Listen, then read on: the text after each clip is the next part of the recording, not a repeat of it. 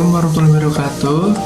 Perkenalkan, nama saya Emin Regali, NIM 2110114000954, kelasnya 08 TLP 013. Tujuan dari pembuatan video ini adalah untuk menyampaikan solusi yang tepat dalam penerapan sistem groupware bagi PT Sinergi Digital berdasarkan studi kasus yang telah diberikan.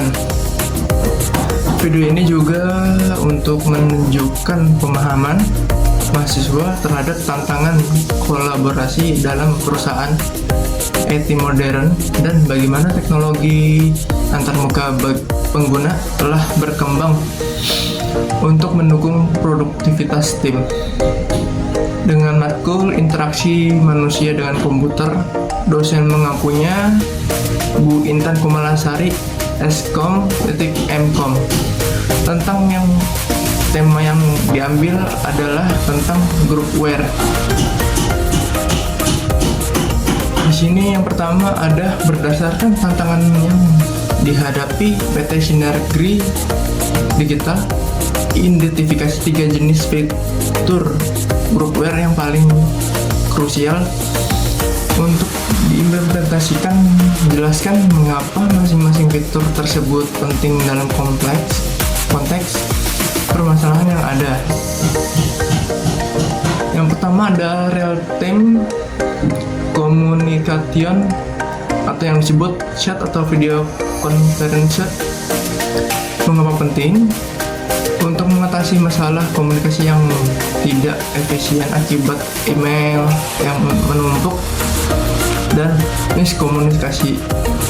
Dengan fitur ini, komunikasi bisa terjadi secara langsung dan interaktif. Yang kedua, di sini ada dokumen manajemen sistem atau disebut DMS terpusat. Mengapa penting?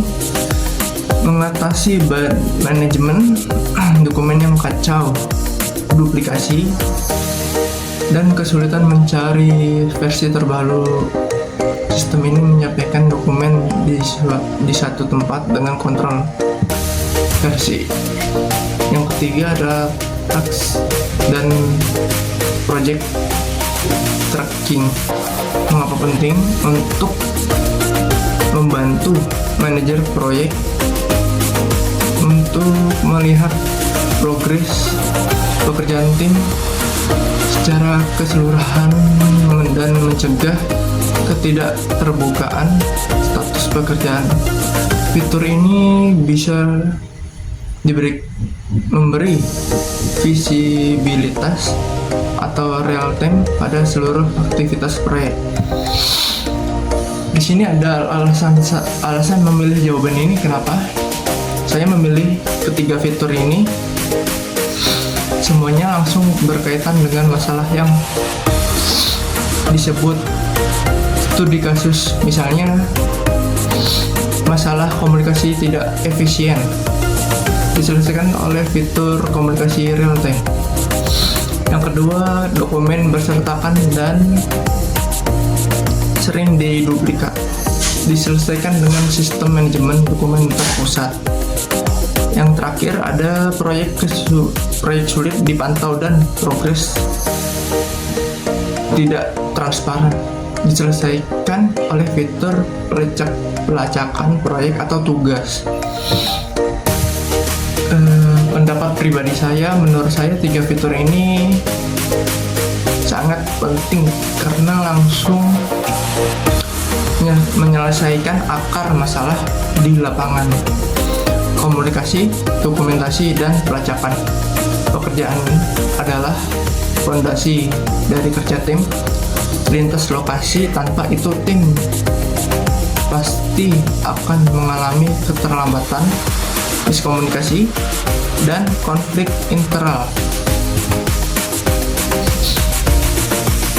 Di sini yang kedua, soalnya sertakan contoh spesifikasi dari aplikasi atau platform groupware yang mungkin cocok untuk masing-masing fitur yang Anda sebutkan. dan jelaskan keunggulan serta keterbatasan dari pilihan tersebut untuk PT Sinergi Digital. Yang pertama ada Microsoft Word Teams. Di sini ada fitur keunggulannya komunikasi real time, chat, video, file, integrasi dengan SharePoint, manajemen dokumen, dan Microsoft Planner tracking. Keunggulannya apa? Di sini ada terintegrasi dengan produk Microsoft Word lain, familiar bagi banyak pengguna. Yang terakhir ada keterbatasannya apa? Biaya installasi cukup tinggi, terutama untuk perusahaan sebesar. Yang kedua ada setelah fitur keunggulannya adalah real time chat, integrasi dengan Google Drive atau Dropbox untuk dokumen, dan aplikasi pihak ketiga untuk tracking seperti Trello. Keunggulannya interaktif yang mudah digunakan, cepat dalam miskomunikasi. Terus terakhir ada keterbatasannya, manajemen dokumen tidak sekuat Microsoft Teams, tergantung integrasi pihak ketiga.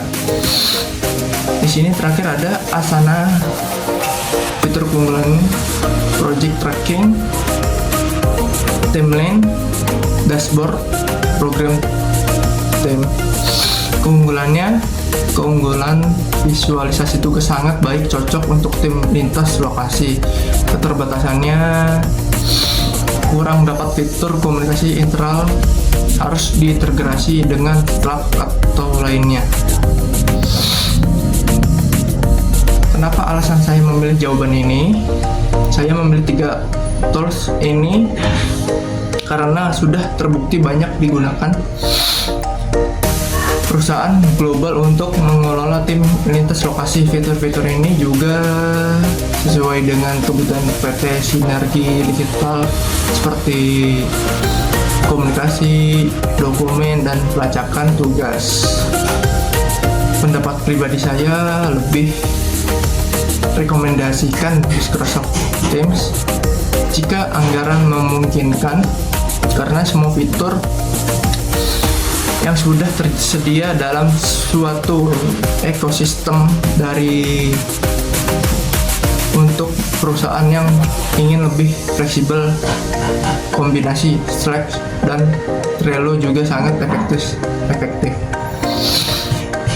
Yang ketiga, sebagian seorang calon sarjana yang akan menjadi bagian dari inovator di masa depan, analisis dan menjelaskan secara singkat bagaimana pengesaran paradigma interaksi telah terjadi dari era Command Line Interface disebut CLI menuju Graphical User Interface disebutnya GUI, lalu ke Natural Interface